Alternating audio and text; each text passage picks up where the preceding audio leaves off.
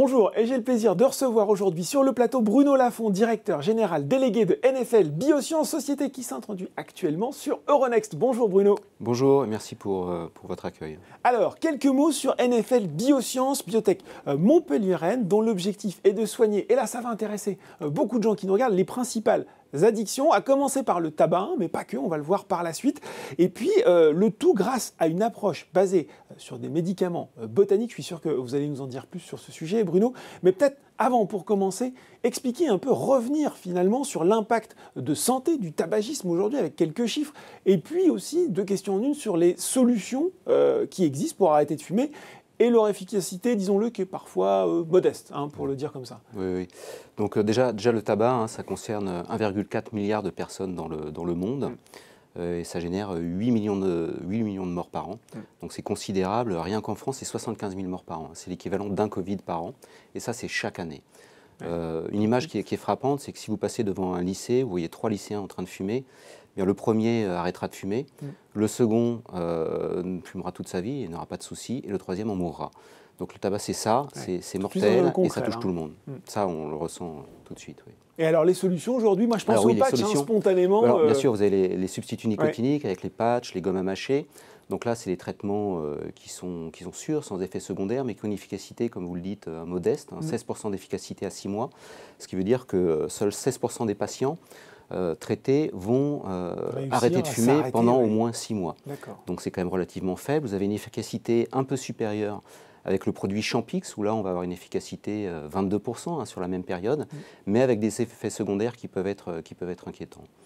Donc un besoin considérable de nouveaux produits sur ce marché, puisqu'il y a une efficacité vraiment modeste des traitements actuels. Et efficacité modeste, mais un marché qui, lui, en parallèle, finalement, ne cesse quand même d'augmenter. Oui, alors un marché quand même de 5 milliards de dollars annuels, au niveau mondial, bien sûr, et avec une croissance de plus de 6% par an. Donc voilà, un marché qui se développe de façon continue. Un marché qui se développe, mais un trou, un manque encore. Et justement, c'est là que NFL Biosciences arrive, avec son candidat médicament NFL 101, actuellement en phase d'essai clinique 2-3.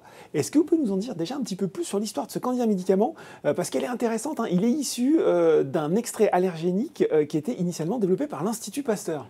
Oui, alors c'est un candidat médicament qui a une particularité, c'est qu'il est dérisqué, dans un certain sens, puisqu'il a déjà été utilisé par plus de 10 000 fumeurs pour arrêter de fumer. D'accord.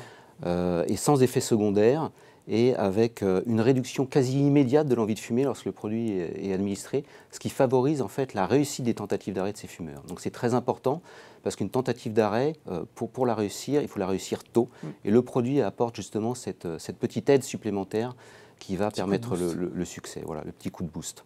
Ensuite, à l'origine, c'est un produit qui avait été développé par l'Institut Pasteur dans les années 80 pour traiter les personnes qui travaillaient dans les manufactures de tabac et qui finissaient par développer des allergies cutanées à force de manipuler les feuilles. Donc c'était ce qu'on appelle un APSI, un allergène préparé spécialement pour l'individu, un extrait protéique, qui était injecté à de faibles doses, puis croissantes sur une longue période, 2 à 3 ans, pour désensibiliser. Il a ensuite été commercialisé par les laboratoires Stalergen jusqu'en 2004. Et pendant cette période, a été utilisé par un médecin du sud de la France, le docteur Jean-Pierre Nicolas, qui a eu l'idée de le repositionner dans le sevrage tabagique, mais en injectant des doses massives d'allergènes, une fois, notamment au moment de la date d'arrêt, et optionnellement une seconde fois, une semaine après. On a donc entrepris le développement de ce produit pour le repositionner en fait en sevrage tabagique, avec le développement des études cliniques réglementaires qui vont bien.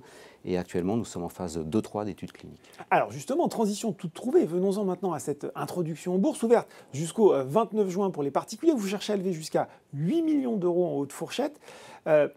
Avec une question rituelle, finalement, à quoi va servir cet argent levé? J'imagine à la poursuite des études cliniques et puis à une demande d'autorisation de mise sur le marché dans les années qui viennent, c'est ça?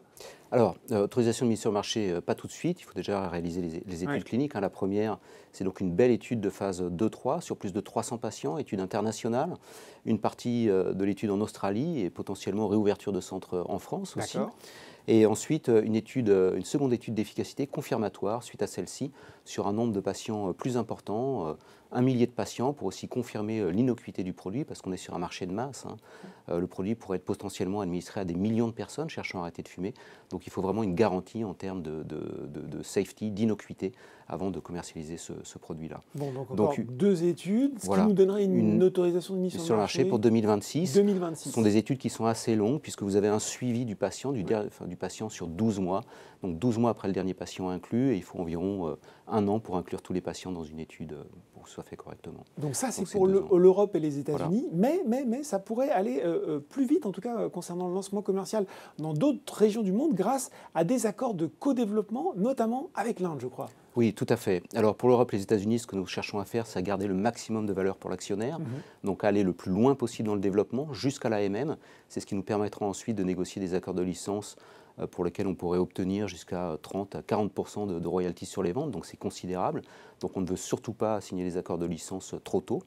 Ensuite, pour d'autres pays comme l'Inde, là on va chercher à avoir des partenaires locaux, parce qu'il y a une grande spécificité en fait, locale de ces pays, et qui vont réaliser leurs propres études cliniques en parallèle de notre étude clinique de phase 2-3 sur 300 patients, et pouvoir demander une AMM 2 ans plus tôt dans ces pays. Donc potentiellement des accords de licence avec des paiements d'upfront, de milestones et de royalties dans ces pays beaucoup plus tôt. Et une demande même 2024, voilà, je crois, c'est 2024, ça voilà, 2 ans plus tôt. Est-ce qu'on a déjà, c'est peut-être un peu tôt, parce qu'on sent encore qu'il y a effectivement toutes ces études cliniques à réaliser, mais des objectifs financiers qu'on peut communiquer aux investisseurs qui nous regardent? Alors le principal objectif financier, c'est ce qu'on appelle le peak sales, le maximum de ventes qui pourrait être atteint en 1 année pour ce produit-là.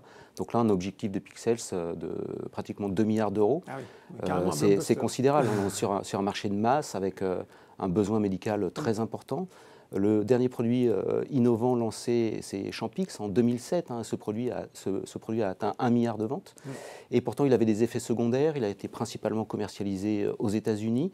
Donc, nous n'avons pas d'effets secondaires. Et en plus, potentiellement, nous pourrions être pris en association avec tous les produits du marché. C'est-à-dire que notre produit pourrait être pris en association avec les substituts nicotiniques, pourquoi pas aussi avec Champix, ce qui crée un marché considérable en fait. Bon, marché considérable. Et puis, ce n'est pas le seul, parce que je le disais dans mon introduction, il y a ce programme phare sur la dépendance au tabac, mais il y a d'autres en projet, notamment dépendance à l'alcool, au cannabis, et des nouveaux programmes qui pourraient commencer dès cette année-là aussi.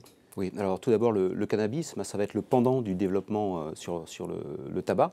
C'est-à-dire qu'au lieu d'avoir un extrait protéique de feuilles de tabac, on va avoir un extrait protéique mixte de feuilles de tabac et de cannabis. Donc là, on va partir sur un modèle animal pour démontrer une efficacité sur modèle animal et puis ensuite enclencher le programme préclinique, clinique classique. Pour l'alcool, c'est un petit peu différent.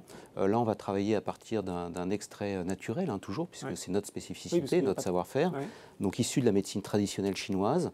Et là, on a un partenariat avec une entreprise américaine et 2 universitaires de l'université d'Harvard pour redévelopper une nouvelle formulation d'un traitement utilisé dans la réduction alcoolique et qui a déjà été testé dans 2 phases 2 aux États-Unis et avec succès. Donc ça, c'est un développement qui pourrait être initié dès la fin de l'année. Bon, ça veut dire que dès l'année 2021, il y a déjà beaucoup de rendez-vous à se noter à son agenda. Oui, tout d'abord le premier patient inclus qui pourrait arriver dans les prochaines semaines avec l'ouverture des premiers centres en Australie. Donc ça, c'est sur la phase 2-3. Voilà la phase 2-3 actuelle, sur plus de 300 patients. Ensuite, on va avoir l'ouverture, les autorisations pour ouvrir des centres en France. Un accord probable de licence avec un partenaire pharmaceutique indien. Et puis aussi le démarrage des programmes cannabis et alcool. Donc ça, vraiment, court terme. Bon voilà, grandes ambitions, grande actualité dans les mois qui viennent. Merci beaucoup Bruno Lafont. C'est moi qui vous remercie. D'être venu nous parler de cette introduction en bourse NFL Biosciences. Et je le rappelle, si vous avez été convaincu par cette présentation et que vous souhaitez souscrire l'opération, elle est ouverte jusqu'au 29 juin pour une première cotation du titre. Le 5 juillet, ça bouge sur les marchés. C'est fini pour aujourd'hui. À très bientôt pour un nouveau numéro.